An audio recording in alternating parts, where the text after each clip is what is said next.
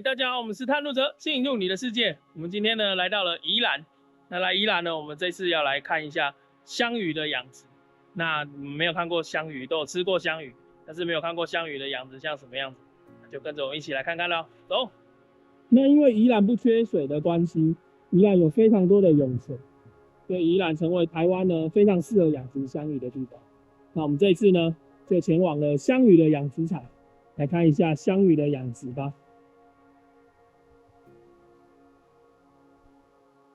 然后我们现在呢，来参观林老板的香鱼养殖场，对，然后我们来认识香鱼的一些养殖的一些过程，然后还有一些它的行业背景，我觉得这蛮有趣的。其实香鱼是宜兰比较独特的一个养殖业。那全台湾95%的香鱼产自于宜兰。那主要的原因是因为它的气温跟水质，是因为这边水比较适合吗？对。第一个，因为宜兰养香鱼是一个比较耗水的一个养殖业。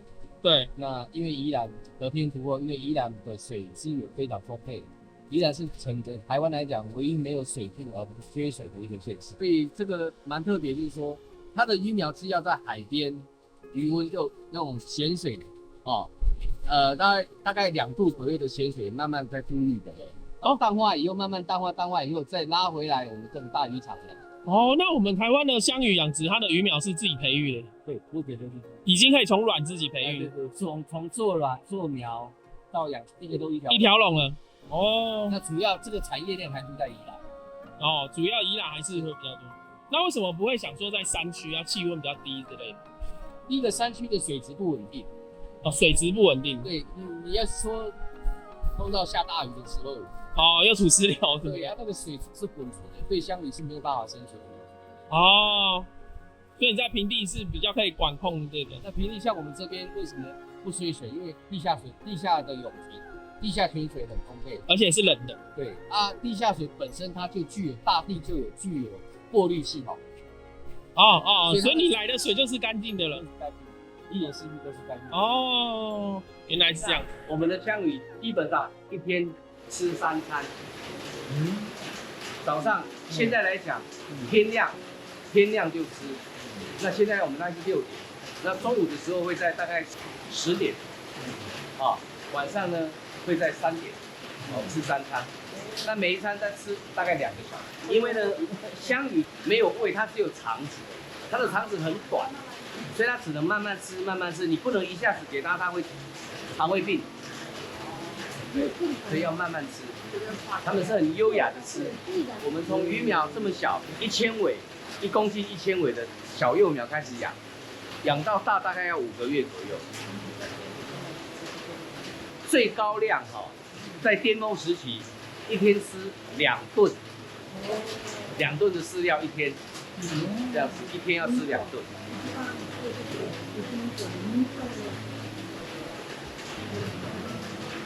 所以呢，我们这里有一台我们自己定制的，就是香鱼专用的饲料调配器，它要很大，搅拌以后呢，会这样过来，然后呢，借由这部机器，我们的饲料在这边装袋，从这边去设定，比如哪一池的饲料，我现在要做哪一池的饲料，然后有3餐，对，它就要弄3包。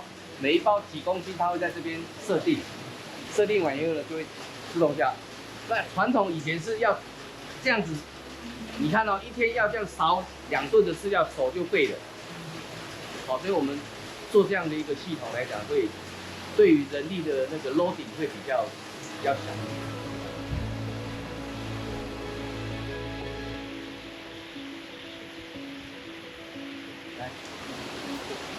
看到现在那一池在吃了。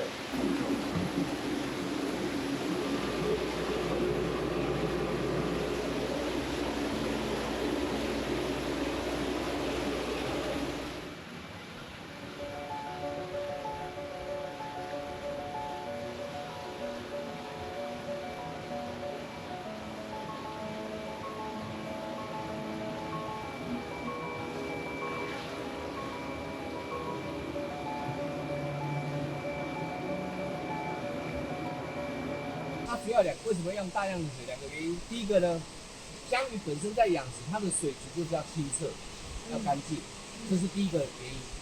第二个原因，最大的原因是什么？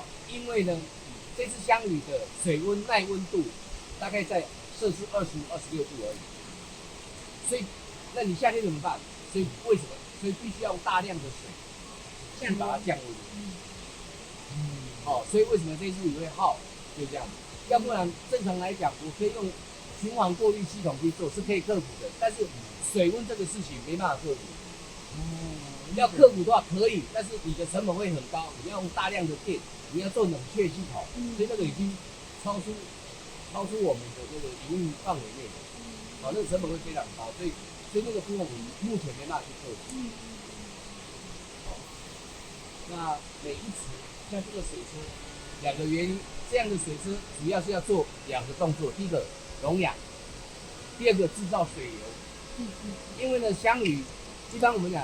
在日本，有时候野溪的香鱼是要它需要有激流，要有激流，所以我们的水车除了溶氧以外，也会顺便制造一个这样的一个激流的环境，模拟它适合的环境。然后我们排污呢，你看我们中间有一个漩涡，对不对？我们的污水，像它的排泄的污水，我们是24小时在排污，所以呢，基本上这只鱼不会有亚硝酸，也不会有阿莫尼亚的一个在的问题，因为它的水量很大。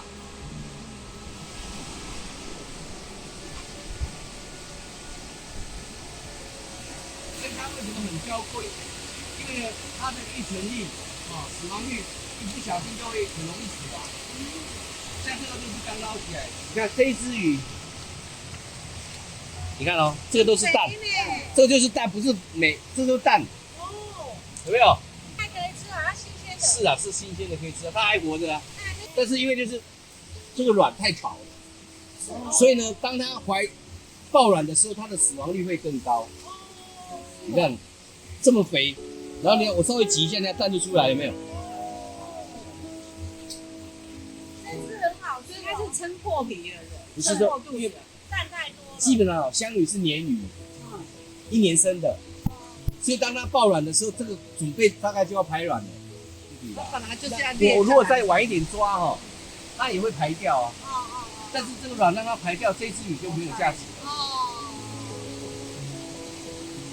你看哦，当鱼成熟的时候，它会有一条金黄线，有没有？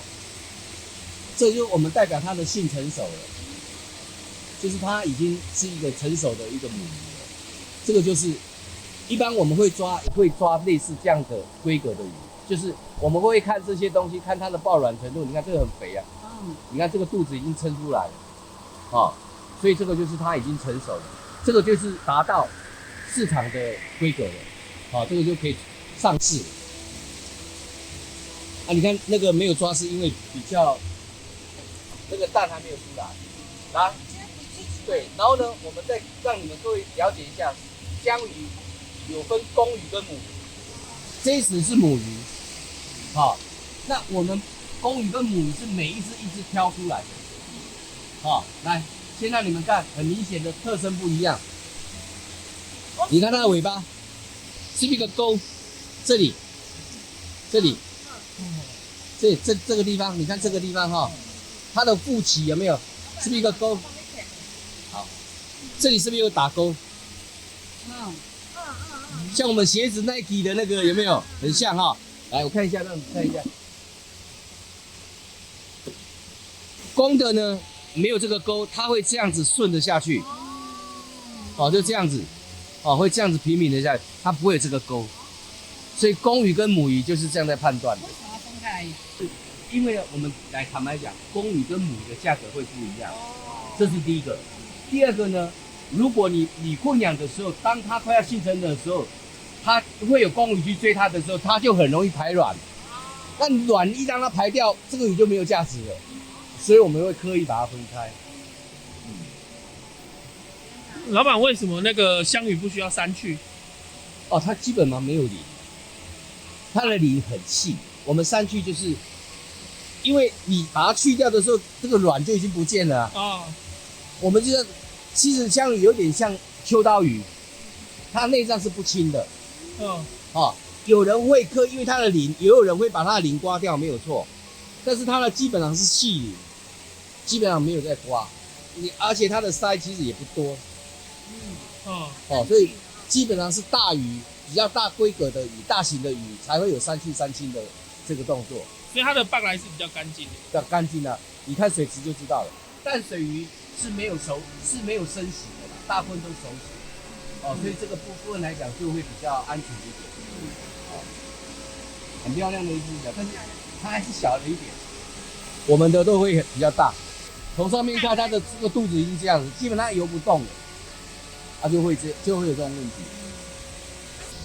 而且你们这个的包装方式很特别，一只鱼一个袋子。对，因为它冷冻的时候，那个鱼的表皮会粘黏。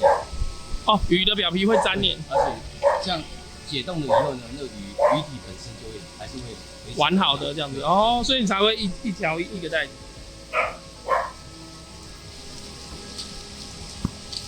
像这个有些是我们今天早上抓的，对，有些刚没有捞到的，没有抓手的鱼，就会把它拿起来再做包装。像我刚刚在拍那个水池，有些鱼游得很奇怪，随波逐流，那个就是快递水。你就看第一只肚子很大，柔软，它游不动，所以它没办法逆流，所以就会顺着这样。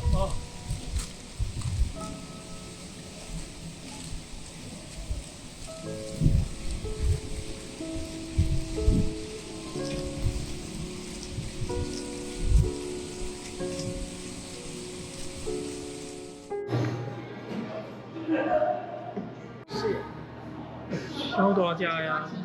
这个算是 XL， 超 size。对。